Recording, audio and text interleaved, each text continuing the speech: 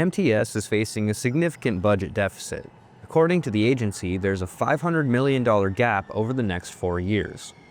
They plan to cover most of that with a mix of one-time state funding, partnership opportunities, and a transfer from the capital fund that's typically meant for long-term infrastructure. But they're still about $90 million short, and the agency wants to make up a chunk of that with increased fares on buses and trolleys. The MTS board is recommending fares up to 40% higher, with one-way rides increasing from $250 to $325.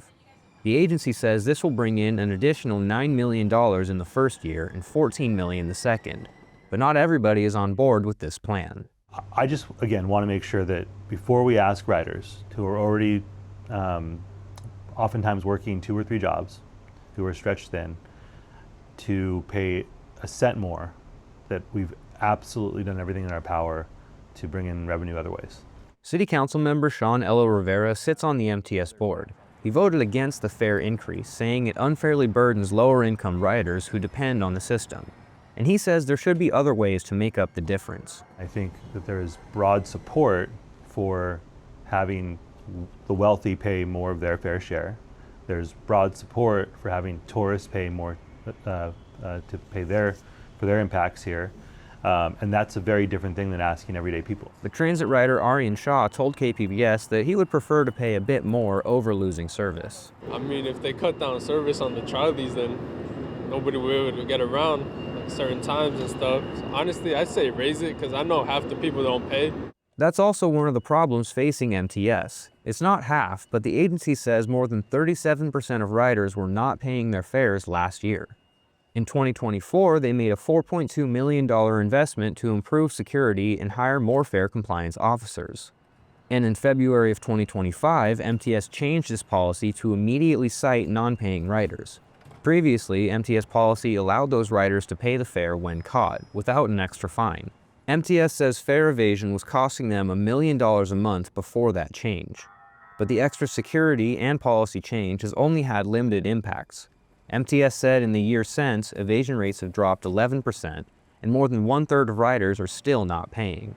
While fare collection increased, the agency said the additional revenue was roughly $4.9 million annually, well short of $1 million per month they said fare evasion can cost. This raises a key question. Why don't the trolley platforms have fare gates? Gates, or turnstiles that only open after a fare is paid, are common on many other American transit systems. But the San Diego Trolley's first line was built along freight tracks between downtown and the border, with limited space available for larger platforms. With the agency's financial struggles, however, and high evasion rates, Elo Rivera is advocating for building gates at all the platforms. MTS said it would be difficult and expensive to install fare gates at many of the stations, particularly downtown. At the 5th Avenue station on C Street, local transit advocate Leif Genzer from Ride SD explained some of the obstacles. You would have to raise these walls, you would have to put the fare gates here, and people could still walk in there, so you would have to have some doors that are closed when the trolley is not coming. So there's all of these challenges that fare gates present. But Elo Rivera believes these obstacles are surmountable. Some of these things might be complicated. I think MTS has some very smart people who can problem solve. I think that if folks are operating underground transportation systems, we can figure out how to create a closed system above ground. When Bay Area Rapid Transit installed better fare gates, revenue increased by $10 million annually, and crime and maintenance hours are both down. Gensert said that upfront costs in San Diego would be a problem. Will it eventually pay out again? That's something to be seen. But if we don't have the money to pay for it up front, it's a moot point. MTS says they're studying the feasibility and cost of installing fare gates. Elo Rivera says MTS should pursue state funding sources like BART has, and that could be an avenue to pay for fare gates.